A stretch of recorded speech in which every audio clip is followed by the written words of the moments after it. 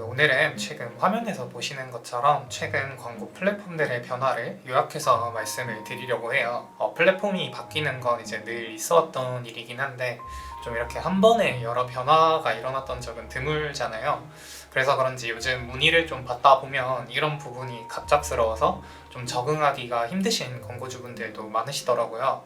그런 광고주님들은 이제 오늘 영상을 통해서 최근 플랫폼들이 어떤 방향으로 나아가고 있는지, 어떤 기능이 생겼는지 파악하셔서 잘 활용하셨으면 합니다.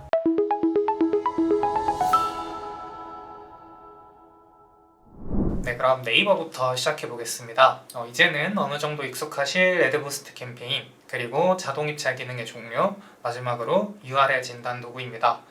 순서대로 설명을 드리자면 먼저 애드부스트는 머신러닝을 기반으로 하는 자동 최적화 캠페인입니다. 소재 생성, 입찰, 노출 지면 등을 좀 자율적으로 판단을 해서 돌아가는 광고인데 들이는 시간에 대비해서 효율이 무척 좋은 편입니다. 방금 말씀드린 노출 지면은 GFA 쇼핑 검색 지면을 모두 통합하고 있어서 이 점도 참고해 주시면 될 것 같습니다. 생성된 소재에 AI로 배경을 생성해 주목도를 높인다거나 아니면 배너가 움직이는 인터랙션 효과라거나 좀 처음 생긴 이후로 기능도 점차 확대되고 있는 걸 보면 차후에는 이 애드부스트 캠페인이 네이버의 좀 주력 광고가 될 수도 있지 않을까 싶습니다. 다음으로는 자동 입찰 기능의 종료입니다. 자동 입찰은 하루 예산 내에서 CTR과 전환율을 올리는 방향으로 노출 여부, 그룹 입찰가 조정을 하는 기능이었는데 8월 13일부터 새로 생성하는 광고의 경우에는 이 기능을 사용할 수가 없게 됐어요. 이제 기존 사용자들 또한 이제 9월 10일 이후로는 아예 종료가 돼서 활용이 불가능하니까 혹시 이 기능을 좀 잘 활용하고 계셨다면 미리 대응하셔야 할 것 같아서 가져왔고 대신 후반기에는 새로운 전환 목표 자동 입찰 기능이 생긴다고 하니까 이 부분에 대한 공지가 좀 자세히 올라오면 그때 다시 영상을 준비해 보겠습니다. 마지막으로 URL 진단 도구입니다. 검색 엔진 최적화, 품질 관리를 위한 기능인데 랜딩 페이지가 등록한 키워드랑 어느 정도 연관성이 있는지를 좀 판단을 해서 노출 여부를 결정을 해요. 이제 이 부분이 좀 가장 생소하실 것 같아서 추가 자료를 준비했는데 천천히 설명드릴게요. 이 연결 URL 수집 상태, 이게 이제 파워링크 캠페인에 8월 20일부터 추가되는 건데 저희가 랜딩 페이지로 등록한 URL을 수집 및 승인 과정을 통해서 이제 결과를 확인하고 문제를 파악할 수 있는 기능이에요. 여기서 수집이랑 승인을 좀 더 자세하게 말하자면 수집은 네이버 측에서 랜딩 페이지를 방문해서 사이트 등 컨텐츠를 가져오는 거고 세기는 이 가져온 데이터를 바탕으로 네이버 광고에 노출될 수 있도록 준비하는 과정이에요. 이걸 한 장으로 정리하면 이런 식인데 좀 더 이해하기가 쉽죠? 다음으로 넘어가기 전에 혹시 아직 내용이 확인이 안 되셨으면 일시정지 후에 한번 살펴봐 주시면 될 것 같습니다. 이제는 애드부스트의 세팅 과정, GFA에서 이 부분을 택해서 캠페인을 생성할 수가 있습니다. 다음으로는 비즈 채널이 등록된 URL로 설정을 하고 브랜드랑 전원 추적 대상을 택한 다음 예산을 설정을 하게 되는데 이게 어떤 업종은 예산이 잘 타는데 어떤 업종은 잘 안 타고 이런 경우가 좀 많더라고요.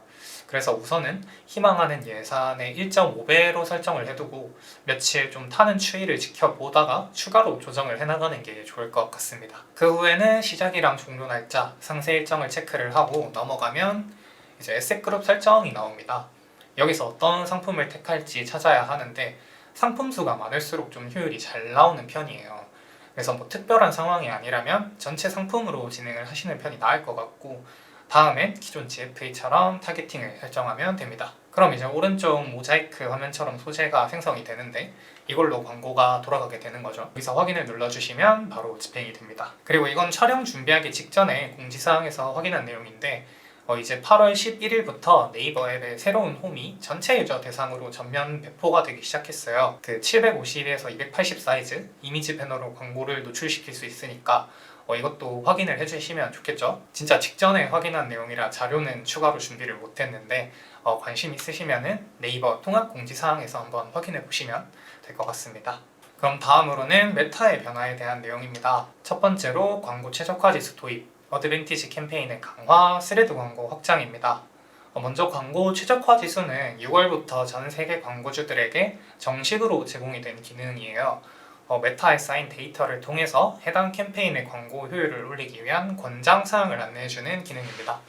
지금 구글이랑 좀 비슷하죠. 광고주의 비즈니스 계정, 캠페인 특성을 고려해서 맞춤화된 추천 사항을 순위까지 매긴 다음 알려준다고 하니까 체크해서 나쁠 게 없겠죠. 두 번째로는 어드밴티지 캠페인의 강화입니다.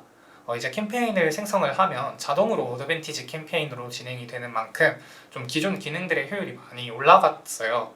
예산 운영, 오디언스, 광고 배치 등을 AI가 판단을 하고 소재를 5개 이상 업로드했을 때 메타가 알아서 A/B 테스트를 진행을 하고 최적화를 이뤄준다고 하네요. 마지막으로는 스레드 광고입니다.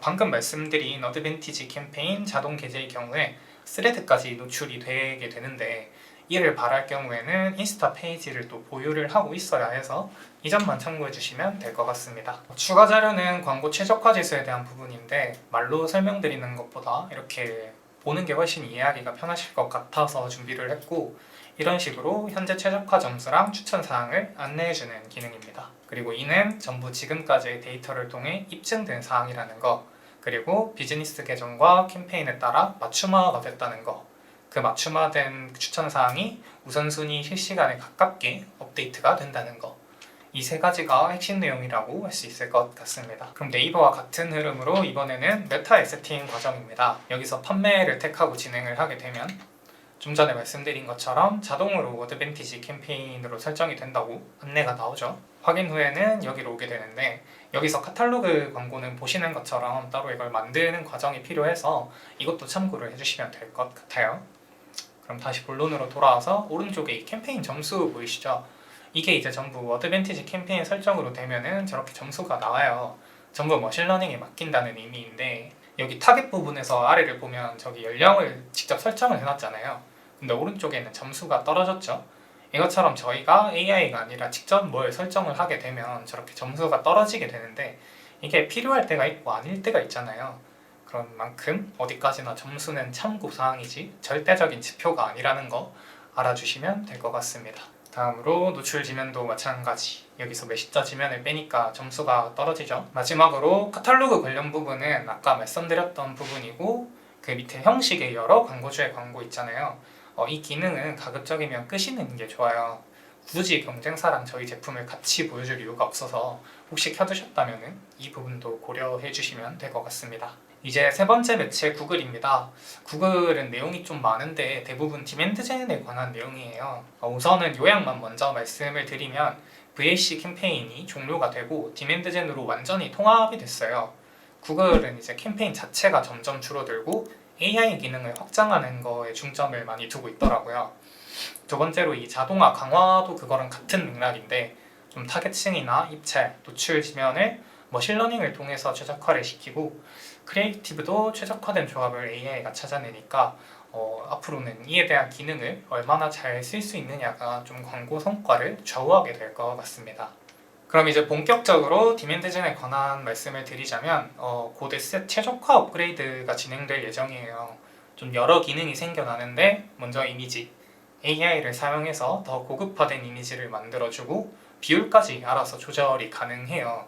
위에 텍스트 오버레이까지 제공을 하게 되는데 그 다음으로는 영상으로까지 이어져요. 방금 말씀드린 이미지만으로 캠페인을 만들게 되면 영상이 원래는 없잖아요.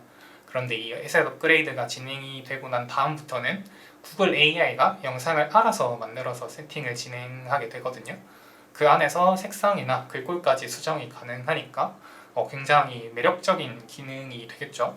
더해서 원래 직접 입력해야 했던 광고 제목, 내용까지 AI가 판단을 해서 설명형 컨텐츠로 생성하는 기능도 생긴다고 하네요. 이게 9월 15일부터 기능 활용이 가능하다고 하니까 영상의 어떤 드릴 리소스가 부족을 해서 포기해야 했던 광고주님들도 좀 다시 생각할 수 있는 기회가 될 것 같아요.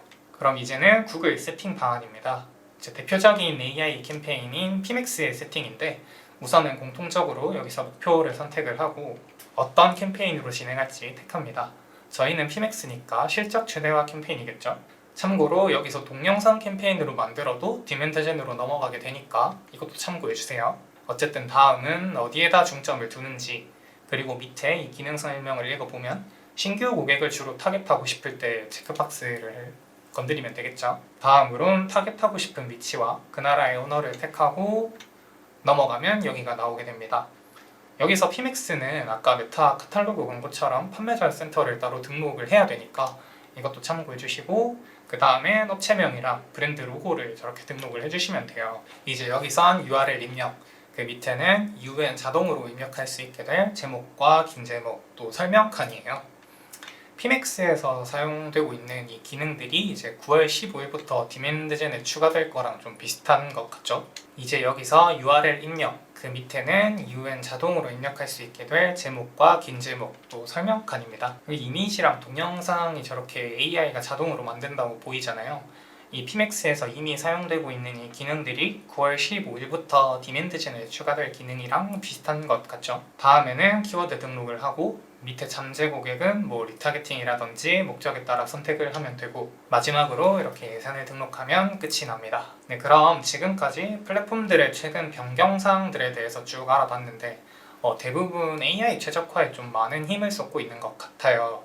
이제는 소비자들에게 어떤 방식으로 다가가고 뭘로 설득을 시킬지 좀 이를 위한 다양한 컨텐츠를 많이 고민을 해야 되는 것 같습니다. AI의 학습 환경을 만들어주면서 기존의 캠페인과 같이 핸들링하고 또 컨텐츠까지 고민하기에는 좀 시간과 인력이 부족하신 광고주님들이 많으실 것 같아요. 그럴 땐 언제든지 문의 주셔도 좋으니까 편하게 상담 요청해주시면 바로 응대해드리겠습니다. 그럼 긴 영상 봐주셔서 감사합니다. AMPM 글로벌의 김휘원 마케터였습니다. 감사합니다.